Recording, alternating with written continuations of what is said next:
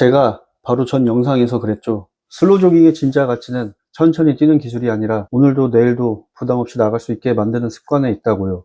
억지로 빼는 다이어트는 결국 요요가 오고 실패합니다. 반대로 내일도 하고 싶은 운동을 만드는 사람은 결국 오래갑니다. 그런데 결론부터 말씀드릴게요. 저 이제 슬로우 조깅 못하겠습니다. 아니, 정확히 말하면 강제로 못하게 됐습니다. 그렇게 힘들게 만들어 놓은 제 일상이었는데 통풍이 재발하면서 운동을 전부 멈추게 됐습니다. 지금 일주일째 강제 휴식 중입니다. 근데 신기한 게 있더라고요. 발가락보다 더 힘든 건 따로 있었습니다. 예전에는 운동하러 가기 귀찮아서 아프면 오히려 개이득이다 하면서 하루 이틀 쉬기도 했습니다. 그런데 슬로우 조깅으로 다시 운동 습관을 만들어 가던 시점에 갑자기 운동을 못하게 되니까 몸이 근질근질 하더라고요. 괜히 살이 찌는 것 같고 체력이 다 떨어지는 것 같고 하루 종일 기분까지 가라앉더라고요. 저는 이번 일을 겪고 나서야 운동의 진짜 가치를 처음 알았습니다. 오늘은 그 이야기를 해보려고 합니다. 원래 제 다이어트 시작은 진짜 무식했습니다. 20kg 빼겠다고 독하게 마음먹고 닭가슴살, 우둔살, 홍두깨살 같은 살코기만 미련하게 먹었습니다. 탄산이 생각나면 나랑드 사이다만 박스로 사다 마셨고요. 그때는 나 진짜 독하게 잘하고 있다 이렇게 생각했습니다. 그런데 어느 날 아침에 일어날 때 엄지발가락이 칼로 찢는 것처럼 아프길래 뭐지?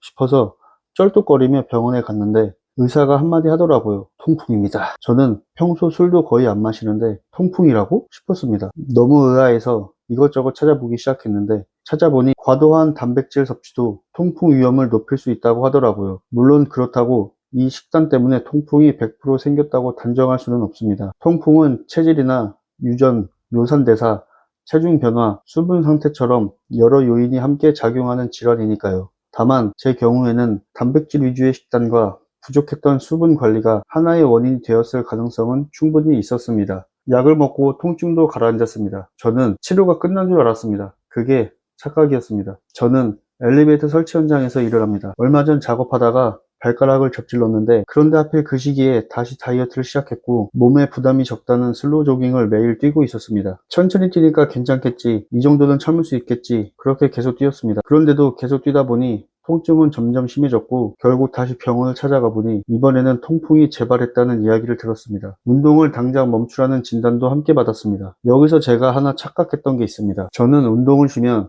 기록이 떨어지는 게 제일 무서울 줄 알았습니다. 아니었습니다. 운동을 못하니까 제 멘탈이 먼저 무너지더라고요. 아침에 일어나면 오늘도 못 뛰네. 퇴근하면 오늘도 운동 못했네. 괜히 몸이 무거워진 것 같고 살이 다시 찌는 것 같고 체력은 계속 떨어질 것 같은 불안감만 커졌습니다. 생각해보면 당연한 일이었습니다. 운동은 근육만 만드는 게 아니라 스트레스를 풀고 하루를 정리하고 내 감정을 환기시키는 시간이기도 했습니다. 매일 하던 루틴이 갑자기 끊기니까 몸보다 마음이 먼저 흔들린 겁니다. 운동 금단 현상이라 표현하면 과장처럼 들릴 수 있겠지만 실제로 규칙적으로 운동하던 사람들이 갑자기 운동을 중단하면 불안감이나 우울감, 짜증 같은 심리 변화를 경험하는 경우도 적지 않습니다. 저 역시 그걸 몸으로 느끼고 있습니다. 예전 같았으면 며칠 쉬면 되지 라고 생각했을 겁니다. 그런데 지금은 생각이 완전히 달라졌습니다. 통증을 참으면서 뛰는 건 의지가 아니라 미련이었습니다. 몸이 보내는 신호를 무시할수록 회복은 더 늦어졌고 오히려 더 오래 운동을 못하게 됐습니다. 그걸 이번에 제대로 배웠습니다. 그래서 지금은